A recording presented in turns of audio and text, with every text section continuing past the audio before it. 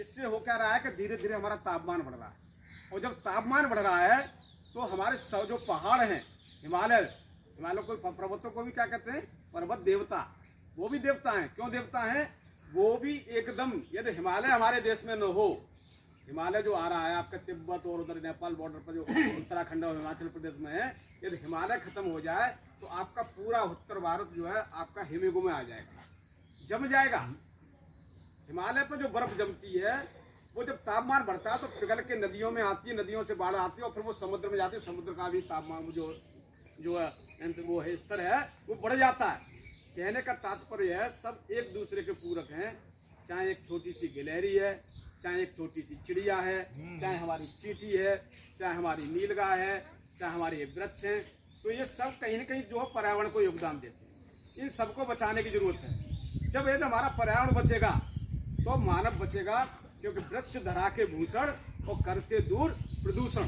जितने ज्यादा वृक्ष लगाओगे जिसके हमको पर्याप्त प्रदूषण तो होगा भाई।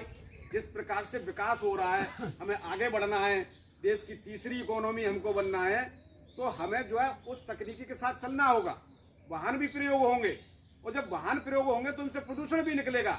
उनके लिए कई प्रकार के वाहन, जैसे इलेक्ट्रिक वाहन आ रहे हैं, गैस वाले आ रहे हैं, हाइड्रोजन वाहन की बात हो रही है, उन पर सरकार जा रही है।